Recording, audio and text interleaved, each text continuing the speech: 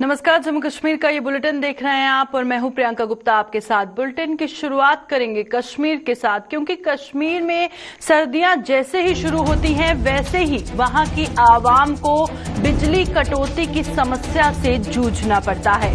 बिजली कटौती के संकट से कश्मीर घाटी की आम आवाम जूझ रही है और सर्दियों के मौसम में भी बिजली की आंख मिचौली जारी है। प्रशासन के दावे भी लोगों को राहत नहीं पहुंचा पा रहे हैं। चाहे हम मीटर्ड इलाकों की बात करें या नॉन मीटर्ड इलाकों की बात करें, अघोषित कटौती से लोग बेहद परेशान हैं, क्योंकि हर बार प्रशासन की तरफ से ये दावा किया जाता है कि विंटर्स में आम आवाम तक जो बिजली है उसकी सुविधा पहुंचाई जाएगी। उसके बावजूद जो कई जगह पर बिजली पूरा पूरा दिन गुल रहती है, कई जगह पर थोड़ी देर के लिए आती है, जिससे वहां के लोगों को बहुत परेशानी होती है। आप अंदाजा लगा सकते हैं कितनी सर्दी कश्मीर में पड़ती है, किस तरह से वहां के लोग सरवाइव करते होंगे, एक बहुत बड़ा सवाल है। और इसी के चलते सबसे क्रूशियल सर्विस अगर विंटर्स में कश्मीर में किसी को कहा जाता है तो वो है पावर सप्लाई। अब पावर सप्लाई क्यों नहीं पहुंच पाती है, चाहे हम मीटर्ड एरियाज की बात करें या नॉन मीटर्ड एरिया की बात करें, क्योंकि सबसे ज्यादा डिमांड विंटर्स में इलेक्ट्रिसिटी की होती है। उसके बावजूद अनस्केड्यूल्ड पावर कट्स होते हैं, पूरा पूरा दिन बिजली गुल रहती है, कुछ घंटों के लिए बिजली आती है। लोग जैसे हर साल विंटर्स में परेशान होते थे, अभी भी उसी तरह से परेशान है। ये परेशानी कब दूर होगी, हर किसी शख्स के जहन में ये सवाल है। चलिए जानने की कोशिश करते हैं। सैयद रूफ फारूकी श्रीनगर से हमारे साथ ज्वाइन कर चुके हैं। रूफ, बताइएगा, क्योंकि ये पहली बार नहीं है जब कश्मीर के लोगों को सर्दियों में बिजली कटौती की समस्या से जूझना पड़ रहा है। हर बार एडमिनिस्ट्रेशन दावे करती है कि बिजली पहुंचेगी, पर कब पहुंचेगी ये सवाल अभी भी बरकरार है। बिल्कुल प्रियंका, देखिए अभी वादी की बात करें तो शदीद सर्दी है और शदीद सर्दी में लोगों को काफी ज्यादा दिक्कतें हो रही है। और सबसे बड़ी दिक्कत जो है बिजली सप्लाई के हवाले से, क्योंकि हर बार हम सुनते हैं जो ही गर्मियों का मौसम आता है और जो एडमिनिस्ट्रेशन है या जो महकमे बिजली है वो कह रहे हैं कि लोगों तक माकूल बिजली देने के लिए और इसको बेहतर करने के लिए अब इंतजाम किए जा रहे हैं और जहां कहीं भी कमी दिख रही है उसको दूर किया जाएगा और सर्दियों से पहले ही ये काम होगा। और पिछले साल भी हमने सुना कि जो सर्दियों की वजह से लोगों को मुश्किलात है और बिजली ना होने की वजह से काफी ज्यादा दिक्कत आ रही है, तो इसको कम किया जाएगा, इसको खत्म किया जाएगा और इस साल इस पे काम किया जाएगा। वो साल बीत गया, अब जब सर्दियां दोबारा शुरू हुई मगर सिस्टम वही का वही है। अभी भी लोगों को काफी ज्यादा मुश्किलात हो रही है बिजली सप्लाई के हवाले से। महकमा कह रहा है कि हम एक्स्ट्रा जो बिजली है वो दे रहे हैं लोगों को, मगर अभी बर्फबारी भी नहीं हुई है। सर्दियां अगरचे हैं मगर बर्फबारी नहीं हुई है। अब बर्फबारी जब होगी तो और भी मुश्किलात लोगों को हो सकती हैं। मगर सरकार की तरफ से जो कुछ कहा जा रहा है वो वादे जो है वो पूरे कहीं होते हुए दिखाई नहीं दे रहे हैं, क्योंकि कई सालों से ये परेशानी चल रही है। हम आज की बात नहीं करें, हम गवर्नर डिस्पेंशन को या गवर्नर इंतजामिया को ही इसका जिम्मेदार नहीं ठहराएंगे, क्योंकि जो यहाँ की सरकारें भी हुआ करती हैं तब से लेकर अगर हम बात करें तो कहीं ना कहीं सर्दियों में यहाँ पे लोगों को काफी ज्यादा मुश्किलात हो रही है बिजली सप्लाई के हवाले से। अब ठीक क्यों नहीं हो रहा है? जो हर साल कहा जा रहा है कि इसको बेहतर किया जाएगा और इस पे सरकार जो है वो काम कर रही है, मगर वो काम कब मुकम्मल होगा, वो काम कब खत्म होगा जिससे लोगों को बेहतर जो है बिजली सप्लाई दी जाएगी? लोग काफी ज्यादा परेशान हैं। और शहर गांव की बात करें, अब कहीं ना कहीं लोग एहतिजाज भी कर रहे हैं, लोग सरकार के खिलाफ गम गुस्से का इजहार भी कर रहे हैं, मगर अभी भी हम कह सकते हैं कि बेहतरी कहीं जमीनी सतह पे दिखाई नहीं दे रही है। बिल्कुल, क्योंकि ये एक सपने की तरह रह आम आवाम के लिए कि उनको जो बिजली है कभी विंटर्स में 24 घंटे प्रोवाइड होगी।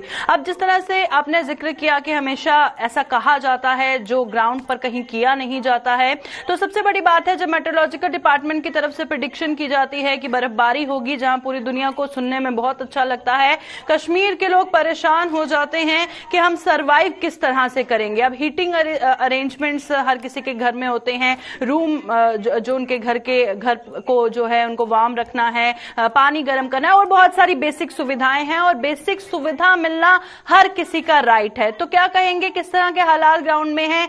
क्या मीटर्ड इलाकों में ही ये दिक्कत देखी जा रही है या नॉन मीटर्ड इलाकों में भी ये दिक्कत देखी जा रही है?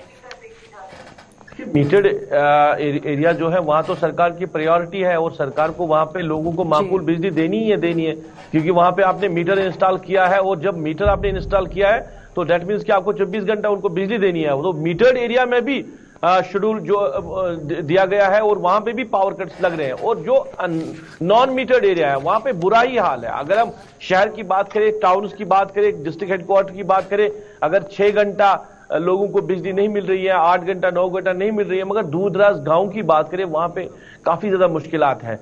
और जहां पे हम बात करें, पुलवामा की बात करें, शोपियान की बात करें, नॉर्थ कश्मीर की बात करें, सेंट्रल कश्मीर की बात करें, बडगाम की, बेशतर इलाकों से लोग शिकायतें करते रहते हैं कि 24 घंटों में उनको सिर्फ 1 घंटा 2 घंटा बिजली मिल रही है। ये बर्फबारी से पहले का हाल है। अब जब बर्फबारी होगी तो कितनी दिक्कत होगी। देखिए यहाँ पे जो लोग हैं, एक तो हालात की वजह से भी मारे हैं, क्योंकि काफी टाइम से हालात, पहले आर्टिकल एब्रिगेशन में यहाँ बंद रहा, फिर कोविड-19 की वजह से बिजनेस एस्टैब्लिशमेंट पे काफी ज्यादा असर पड़ा, लोग जो मजदूरी करते हैं उनको भी काफी ज्यादा मुश्किलात हुई है। तो यहाँ पे लोगों को खाने के लिए मुश्किलात हो रही है। गैस की बात करें, बाकी चीजों की बात करें, रेट्स जो है काफी ज्यादा बढ़ रही है। तो इस बीच में अब आम जो गरीब आवाम है वो कैसे सरवाइव करे, ये सरकार की प्रायोरिटी होनी चाहिए थी। और हर साल मैंने कहा कि कई सालों से हम सुनते आ रहे हैं कि विंटर में लोगों को बेहतर बिजली देने के लिए सरकार कोशिश करेगी, मगर वो कोशिश कभी कामयाब ही नहीं हुई है।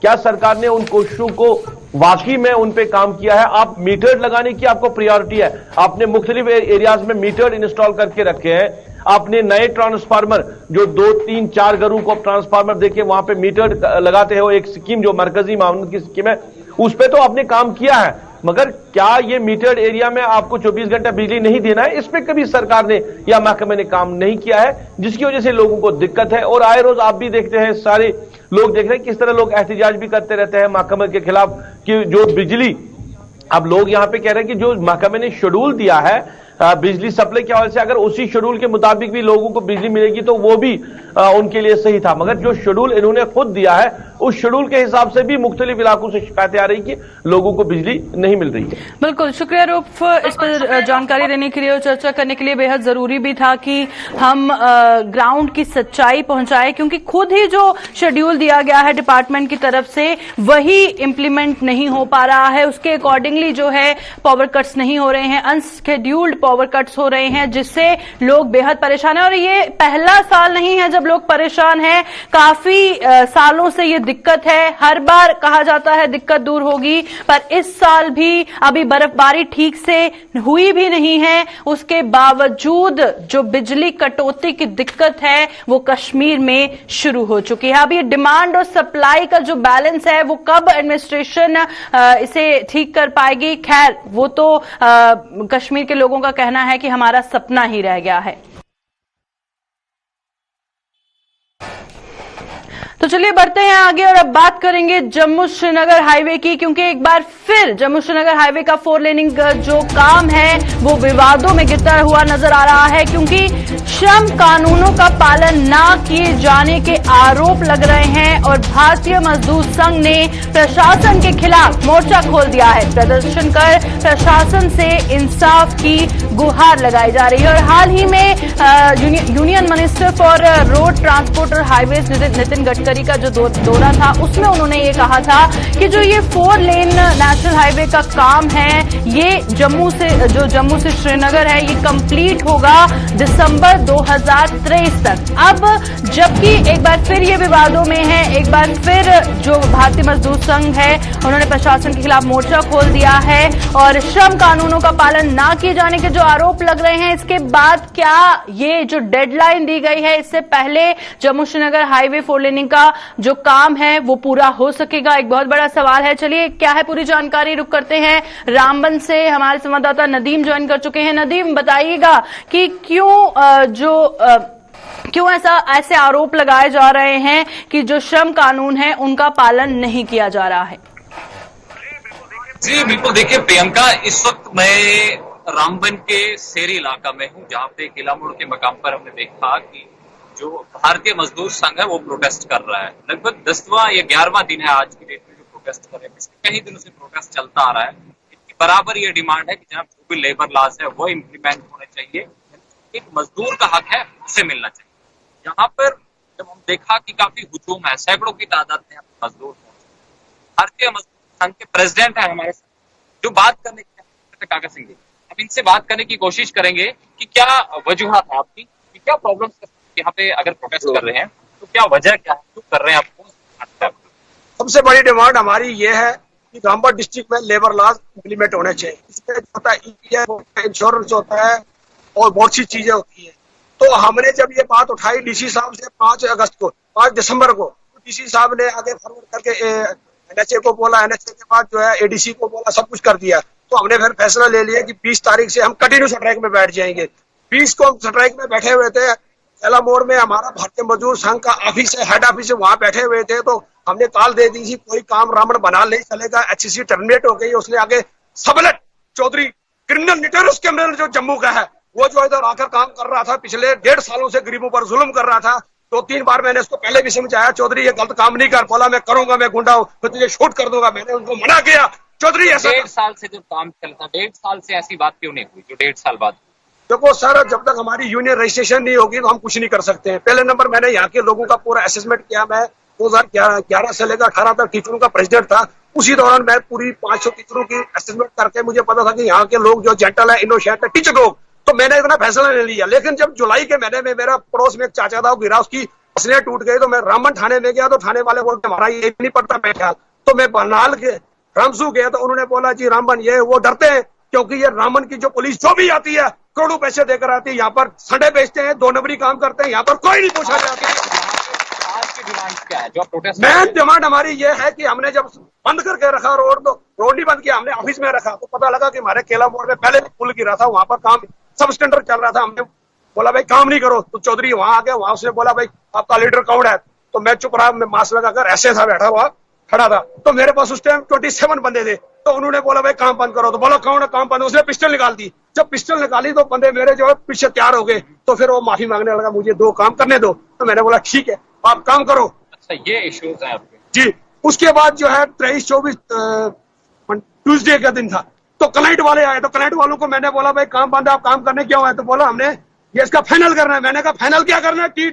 T1 में भैंसो बोतल डाले जमीन के नीचे, उन्होंने बड़े बड़े, मैं उधर देखता रहा 1.5 साल तक। आपकी डिमांड ये है कि जो लेबर लॉज इम्प्लीमेंट, बिल्कुल लेबर लॉज इम्प्लीमेंट करता। उसके बाद जो 24 तारीख को नागर ने हरभजन सिंह, जिसका नाम रंजीत सिंह गुंडा, भेज दिया हमारे ऑफिस में पिस्टल लेकर। तो हमने जो SHO को फोन मारा, 2 बार 3 मारा, पुलिस आई, उन्होंने पुलिस वालों ने उसको पकड़ा नहीं। ये SHO रामन मिला हुआ है, यानी जो ज्यादतियां हो रही है बिल्कुल गरीबों के साथ साथी हो रही है। आप क्या कहेंगे? आप भी यहाँ पे प्रोटेस्ट लाइव कर रहे हैं, क्या बताएंगे, क्या प्रॉब्लम है? देखिए, हम आपको कहना चाहते हैं कि जिस तरीके से हमारे यूनियन के प्रेसिडेंट मास्टर काका सिंह राजू की जो डिमांडें हैं, जो यहाँ पर इम्प्लीमेंट होनी चाहिए, उसके साथ साथ हम आपको कहना चाहते हैं नागर सिंह जी ने, चौधरी नागर सिंह जी ने जिला रामबन को एक जो है छोटा सा एक तिनका समझ के रखा हुआ है। यहाँ के लोगों को भेड़ बकरियां समझ के रखा हुआ है। यानी ये चीज की ज्यादतियां हो रही है। जी बिल्कुल प्रियंका, जिस तरह से हम इनसे बात कर रहे हैं, जो लीडर्स है यहाँ पे भारतीय मजदूर संघ के, तो उनका यही कहना है कि जो एक मजदूर को उसका हक मिलना चाहिए, जब वो ओवर टाइम काम करता है तो OT मिलना चाहिए, PF कटना चाहिए, वो लेकिन तमाम चीजें नहीं दी जा रही है। यानी ये चीज कि लेबर लॉज की जो खिलाफ वर्जियां हैं वो रामबन के अंदर उरूज पर है। पिछले 1.5 साल से उन्होंने बर्दाश्त किया, लेकिन जब बात बर्दाश्त से बाहर की हो गई तो एक यूनियन की शक्ल इन्होंने इस मजदूर एकता को दी। आज भारतीय मजदूर संघ के बैनर पर ये प्रोटेस्ट करे, उनकी डिमांड है कि जो भी आज तक ज्यादतियां हुई है मजदूरों के साथ, उनका कहीं ना कहीं अजाला किया जाए, लेबर्स को उनके हकूक दिए जाए। और उसके बाद की जो श्रीनगर जम्मू कौमी शाहरा को 4 लेनिंग का काम इस वक्त चल रहा है, वो काम तभी रिज्यूम होगा, मजदूर तभी अपने बिल्कुल। जिस तरह के हालात नदीम बनते हुए नजर आ रहे हैं, डेडलाइन जो दी गई है, या फिर हाल ही में केंद्रीय मंत्री नितिन गडकरी ने अपने दौरे के दौरान कहा था कि 2 साल के अंदर अंदर काम पूरा होगा और जरूर होगा, और जिस तरह के हालात बनते नजर आ रहे हैं, क्या लगता है कि क्या इसमें डिले हो सकता है, देरी हो सकती है? देखिए प्रियंका, ये तो जाहिर सी बात है कि जब आप काम करवा रहे हैं, ठीक है, लेकिन स्मूथ अगर आप काम करवाना चाहते हैं, स्मूथली काम करवाएंगे तो फिर आपको लेबर्स को भी उनके हकूक देने पड़ेंगे। तो जाहिर सी बात है कि जहां 11वें दिन में आज ये स्ट्राइक एंटर हो चुकी है, तो अगर इसी तरह से जितनी देर एडमिनिस्ट्रेशन की तरफ से, जो भी NHAI की तरफ से, या फिर दीगर जो कंसर्न एजेंसीज हैं उनकी तरफ से जितनी देर की जाएगी इन लेबर्स के हकूक पूरे करने में, तो जाहिर सी बात है कि इसमें डिले तो होगा ही। जो टाइम पीरियड है उसमें नहीं पूरा हो सकता है काम, क्योंकि जितना डिले करेंगे आप, क्योंकि पहले से ही हमने देखा है कि जो लिमिटेड टाइम पीरियड था उससे ज्यादा का टाइम हो गया है। अभी तक मुकम्मल होने की कोई उम्मीद नहीं है। और आज ये प्रोटेस्ट जो चल रहा है तो इसके चलते तो हम ये कहेंगे कि 2 साल का वक्त बताया गया है, शायद वो कम पड़ जाएगा, क्योंकि लेबर्स को जब तक हक नहीं मिलेंगे तब तक ये प्रोटेस्ट पर बराबर रहेंगे। तो इस पे तो देखना होगा, इस पे बात करनी चाहिए लेबर्स से आके, यूनियन से आके, ताकि इनके मसले हल हो और हमारा जो 4 लेनिंग का काम है स्मूथली चले। क्योंकि हमने देखा है कि जब 4 लेनिंग का काम चल रहा है तो इस दौरान कई बार हाईवे बंद हुई है, जिससे हमारे जम्मू कश्मीर यूटी का भी नुकसान हुआ है। तो इन तमाम चीजों को मद्देनजर रखते हुए फैसला लेना चाहिए ताकि तमाम तरह का काम जो है स्मूथली चल सके। बिल्कुल, शुक्रिया नदीम ग्राउंड से जानकारी देने के लिए। और जिस तरह से नदीम बता रहे थे और आपने साफ तौर पर तस्वीरों में देखा कि जो मजदूर हैं वो वहां पर प्रोटेस्ट पर बैठे हुए हैं, काम रोक दिया गया है। और उसके बाद बड़ा सवाल ये है कि जहां काम जल्दी खत्म करने की बात की जा रही है वहां पर इस तरह के हालात बन रहे हैं जिससे काम में देरी हो सकती है। तो चलिए रुक करते हैं जम्मू का, क्योंकि जम्मू से खबर सामने आ रही है कि ट्रैफिक पुलिस वालों के दबाव में नजर आ रही है। जम्मू में पुलिस वालों के दबाव में आई ट्रैफिक पुलिस और पुलिस वालों के रिश्तेदारों को सरेआम बख्श रही है ट्रैफिक पुलिस। बेहद डिसअपॉइंटिंग ये है, क्योंकि जहां पर कहा जाता है कि जो गलत करेगा उसको बख्शा नहीं जाएगा, वहीं पर एक पुलिस वाले के रिश्तेदार को सरेआम ट्रैफिक पुलिस ने बख्शा और सिफारिश पर पुलिस वाले के रिश्तेदार महिला का चालान नहीं काटा गया। आम लोगों पर ताबड़तोड़ कार्रवाई की जा रही है, पर जो पुलिस वालों के रिश्तेदार हैं वो कुछ भी करें, ट्रैफिक रूल्स की वायलेशन करें, कुछ भी करें, कैसा भी करें, पर उनको बख्शा जा रहा है सिर्फ इसलिए क्योंकि वो पुलिस वाले की रिश्तेदार महिला है, इसीलिए क्या उसका चालान नहीं कटा है। और वहीं पर जिस तरह से सिस्टम में ट्रांसपेरेंसी लाने की बात होती है, वहां पर आप तस्वीरें देखिए, ट्रांसपेरेंसी किस कदर है कि आम जनता पर ताबड़तोड़ कार्रवाई, पर पुलिस वाले की रिश्तेदार का चालान नहीं काटा गया। हमारे साथ जम्मू से हमारे संवाददाता अनिल ज्वाइन कर चुके हैं। अनिल, बताइएगा हमारे दर्शकों को क्या है पूरा मामला। जी निश्चित तौर पर मैं आपको बताने का पूरा प्रयास करूंगा। हालांकि ट्रैफिक विभाग की बात करते हैं तो ट्रैफिक विभाग जो है लगातार एक्शन मोड में आपको नजर आएगा। हालांकि जब कहीं ना कहीं आपसी रिश्ते की बातचीत आ जाती है तो उस पर कहीं ना कहीं खटास ना आए, तो इसीलिए उस रिश्तेदारी को जो है जाने का पूरी अनुमति दी जाती है। यहां पर जम्मू कश्मीर पुलिस के एक सीनियर ऑफिसरान थे, जब कैमरा ऑन हुआ तो वो कहीं ना कहीं सीट बेल्ट पहनते हुए नजर आए और आम व्यक्ति पर जो है कहीं ना कहीं गाज गिरी, जिस तरह से आम जनता परेशान नजर आई। हालांकि चालान जरूर किए गए, हम यह नहीं कहते कि ट्रैफिक विभाग काम कर रहा है, हालांकि जिस तरह से कार्यवाही करनी चाहिए थी वो देखने को जरूर नहीं मिली। जब आपसी रिश्ते की बात आती है तो आपने तस्वीरें दिखाई होगी दर्शकों को कि किस तरह से वहां पर जम्मू कश्मीर पुलिस की एक जिप्सी आती है, उसमें एक महिला जो पूरी तरह से उसमें बैठकर चले जाती है। हमारे साथ एक साथी है, उनसे बातचीत करना चाहेंगे जो पूरी घटना उनके साथ घटित हुई है, क्योंकि जब वो अपनी गाड़ी लेकर यहां से गुजर रहे थे तो उनका चालान किया गया है। इन साथी से जुड़ना चाहेंगे, जानना चाहेंगे जनाब क्या पूरा वाकया था। जो महिला जो यहां पर आती है उसके लिए जिप्सी भेजी जाती है और आपसी रिश्ते की एक बातचीत जो है वो सामने नजर आ रही है। कहीं ना कहीं जवाबदेही आप ट्रैफिक विभाग की बन चुकी है और इसके साथ जम्मू कश्मीर पुलिस की भी जवाबदेही हो चुकी है। बिल्कुल अनिल जी, आज जब मैं सुबह यहां से गुजरा, मेरी गाड़ी इन्होंने रोक ली और गाड़ी रोकने के बाद इन्होंने मुझसे डॉक्यूमेंट्स मांगे, मैंने अपने डॉक्यूमेंट्स इनको दिए। उसके बाद इन्होंने मुझे कहा कि आपका 10,000 रुपया चलान होगा। तो मैंने पूछा किस बात का 10,000 रुपया चलान है? इन्होंने कहा पोल्यूशन नहीं है। मैंने कहा ये पड़ा हुआ आपके सामने जो आपने मुझसे लिया। फिर इन्होंने मुझे कहा कि आपका 5,000 रुपया चलान होगा। मैं किस चीज का? कहते लाइसेंस नहीं है आपके पास। मैंने कहा आपने मुझसे लाइसेंस लिया, और बात बहस करने के बाद इसने मेरा लाइसेंस अपनी जेब से निकाला और फिर मुझे चलान दोबारा कहता है 1,000 रुपया। मैंने कहा किस बात का? मेरी 7 साल की बेटी ने सीट बेल्ट नहीं पहनी हुई थी, उसका 1,000 रुपया चलान। उसी दौरान एक महिला यहां आती है जो स्कूटी पे आती है विदाउट हेलमेट, उसको रोका जाता है और वो महिला इनसे ये कहती है कि एसडीपीओ, वो फोन मिला के एसडीपीओ साहब से बात करो। इन्होंने बात करने से इनकार किया। थोड़ी देर बाद एक पुलिस की जिप्सी यहां पहुंचती है, जिस जिप्सी से कुछ पुलिस वाले उतरते हैं, उस महिला को लेते हैं, वो जिप्सी के अंदर बिठाते हैं और ये स्कूटी जो पुलिस वाला स्टार्ट करके अपने साथ ले जाता है। बिल्कुल डिफरेंट कानून है। और बड़ी बात मैं बताऊं अनिल जी, इन लोगों के एसएसपी को या हायर कमांड को ये चीज देखनी चाहिए। ये लोग जो पर डे में चलान करते हैं, कितनी बड़ी गाड़ियों के चलान करते हैं।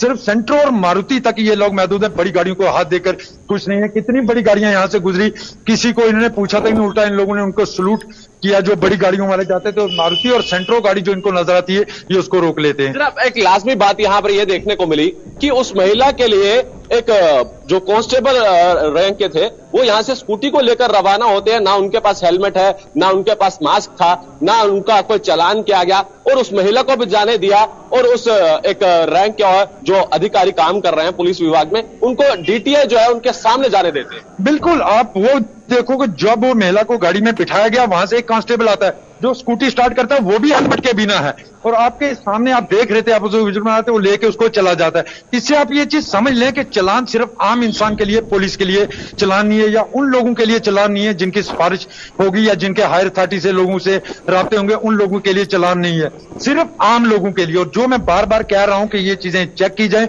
सिर्फ सेंट्रो और मारुति तक चलान क्यों रहते हैं, बड़ी गाड़ियों को ये लोग कभी हाथ देकर राजी नहीं। आप खुद समझ सकते होंगे कि महिला कितनी अप्रोच वाली थी, कि जिसके लिए जिप्सी आई, जिप्सी में उसको बिठा के ले गए, पुलिस वाला उतर के डीटीआई के सामने यहां से गाड़ी ले स्कूटी लेके चला जाता। आप खुद समझ सकते हैं कि सिर्फ ये उन लोगों को परेशान करते हैं जो गरीब लोग हैं, बड़े लोगों की तरफ इनकी नजर कभी नहीं पड़ती। जी प्रियंका, देखिए साफ तौर पर, निश्चित तौर पर बात ये सामने नजर आई है कि आम जनता पर जो है प्रहार किया जाता है, और जब आपसी रिश्ते की बातचीत आती है और वहां पर जो है कोई भी कानून जो है वो सामने नजर नहीं आता है। कानून सिर्फ मिडिल क्लास और उससे निचले स्तर पर देखने को मिलता है, और कहीं ना कहीं अब आम जनता प्रश्न चिन्ह जो है वो खड़े करती हुई नजर आई है। बिल्कुल, शुक्रिया ग्राउंड से ये सच्चाई पहुंचाने के लिए कि क्या ग्राउंड पर होता है। ग्राउंड पर क्या सिर्फ आम आवाम के लिए कार्रवाई होती है? क्या अगर आप एक पुलिस वाले के रिश्तेदार हैं तो क्या आप पर किसी तरह की कोई कार्रवाई नहीं होगी? और एक बहुत बड़ा मामला और बहुत बड़ा सवाल हर किसी के जहन में है कि आप आम जनता अगर ट्रैफिक रूल को वायलेट करते हैं, हालांकि कोई भी करता है तो उस पर जो है कार्रवाई की जानी चाहिए, पर आज आपने ये देखा कि एक पुलिस वाले की जो रिश्तेदार है, जब उसने हेलमेट नहीं पहनी है, मास्क नहीं पहने हैं, उसके बाद भी उस पर चालान भी नहीं होता है, और एक जिप्सी आती है और डीटीआई के सामने जो है उस महिला को ले जाती है, उस पर किसी तरह की कोई कार्रवाई नहीं की जाती है। तो चलिए अब रुक करते हैं सांबा का, और सांबा से खबर सामने आ रही है कि सांबा में पशु तस्कर के साथ साथ अब मवेशी चोर भी सक्रिय हो गए हैं। मवेशी तस्करों के बाद अब मवेशी चोर भी जिस तरह से एक्टिव वहां पर नजर आ रहे हैं, लोग काफी परेशान हैं। पुलिस ने 24 घंटे में 2 मवेशी चोरों को धर दबोचा है और चोरों से चोरी के 6 तस्कर बरामद किए गए हैं। मवेशी चोरी के नशेड़ियों से तार भी जुड़ते हुए नजर आ रहे हैं, और वहीं पर सांबा की खबर से हम आपको रूबरू करवा रहे हैं, जहां पर मवेशी तस्करों की खबर तो बहुत बार आती है, अब मवेशी चोर भी वहां पर सक्रिय हो गए हैं। चलिए फटाफट से रुक करते हैं सांबा का। ऋषि खजूरिया हमारे संवाददाता ज्वाइन कर चुके हैं। ऋषि, बताइएगा इस खबर के हवाले से और क्या कुछ जानकारी है? जी ऋषि, आवाज आप तक पहुंच पा रही है? जैसे आप लगातार जो मोबाइल स्मगलिंग के मामले से हैं, लेकिन इसी के साथ अब बात करें तो जो मवेशी चोर है वो भी सक्रिय हो चुके हैं। और आपको बताना चाहता हूं कि सांबा जिला के कई अलग अलग ऐसे इलाके हैं, यहाँ पर अब मवेशी चोर तो वो लोगों के खेत खलिहानों तक पहुंचते हैं, उनके घरों तक पहुंचते हैं, उनके जो माल मवेशी है उन्हें चुराकर वहां से रफू चक्कर हो जाते हैं। तो कहीं ना कहीं इसे मोबाइल स्मगलिंग के साथ जोड़कर भी देखा जा रहा है।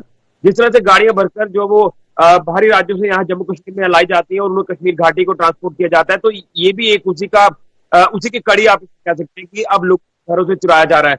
इसी के संदर्भ में आपको बता दें कि सांबा पुलिस ने कल 2 इसमें मवेशी चोरों को भी जो है वो गिरफ्तार किया है, और उसमें 6 जो मवेशी जिन्हें लोगों के घरों से चुराया गया था और उन्हें जम्मू के किसी इलाके में बेच दिया गया था, वहां से उन पशुओं को भी रिकवर किया गया है सांबा पुलिस की तरफ से। और उसी के साथ जो 2 चोर पकड़े गए हैं वो दोनों सांबा से ताल्लुक रखते हैं। एक बताया जा रहा है कि सांबा के ये बंतलाब इलाके का है और एक विशेष समुदाय का व्यक्ति चकमंगा गुजर इलाके का रहने वाला है। तो कहीं ना कहीं आपको बताना चाहते हैं कि जिस तरह से ये चोर अब सक्रिय हुए हैं, तो लोगों का जो जीना है वो बेहाल इसलिए हो चुका है कि लोग जो बड़ी मेहनत से अपने माल मवेशी लाते हैं उनके ऊपर वो डिपेंड रहते हैं। खासतौर पर किसानी वर्ग के मैं लोगों की बात कर रहा हूँ, जो जिम्मेदार लोग हैं।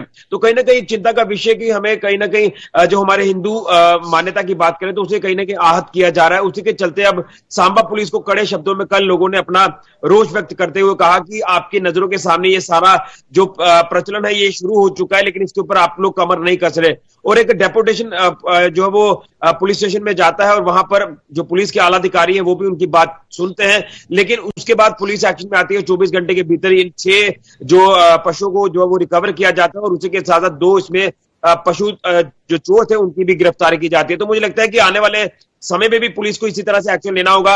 हालांकि मोबाइल स्मगलिंग को लेकर बात करें तो जब इस तरह की अटेम्प्ट की जाती है तो स्मगलर जो वो या तो पुलिस के चंगुल में आ जाते हैं और मैक्सिमम देखा जाता है कि वो चकमा देकर भाग जाते हैं। और यहाँ पर जो इस पूरे संदर्भ में मैं आपको बताऊं तो इसके पीछे कहानी कुछ और नजर आ रही है, और वो कहानी ये है कि जिस तरह से एक युवक भी इसमें जो है वो गिरफ्तार किया गया है, तो वो बताया जा रहा है कि नशे की लत में जो वो फंस चुका है और चकमंगा गुजरा इलाका, यहाँ इलीगल एक्टिविटीज आगे भी होती है, अब भी हो रही है और इसको लेकर पुलिस को पूरी जानकारी है। लेकिन जिस तरह से नशे की बात इसमें सामने आई कि नशा करने वाले जो लोग हैं वो इस तरह का जो व्यापार है वो कर रहे हैं, यानी हिंदू धार्मिक मान्यता को जो आहत पहुंचा रहे हैं, तो इसके पीछे नशा भी एक कारण जो है वो सामने नजर आ रहा है। मुझे लगता है कि इसको लेकर पुलिस को और ज्यादा इंटरवीन करना होगा, आगे बड़े स्तर पर आगे जाना होगा और इसकी तह तक जाकर उन लोगों को उठाना होगा जो नशे के जोर पर यहाँ पशुओं को बेचने का काम कर रहे हैं, को चुरा कर लोगों के घरों से। जानकारी फराहम करने के लिए श्री खजूरिया जिस तरह से बता रहे थे कि वहां पर जो पशु पुलिस को एक बड़ी कामयाबी मिली है, 2 मवेशी चोर धर दबोचे हैं, पर वहीं पर लगातार कोशिश की जा रही है जिस तरह से लोगों के जो सेंटिमेंट्स जुड़े हुए हैं उससे इस तरह से खेलने की, तो कड़ी से कड़ी कार्रवाई जो है इन लोगों पर होनी चाहिए। अभी के बुलेटिन में फिलहाल इतना ही, दीजिए इजाजत, नमस्कार।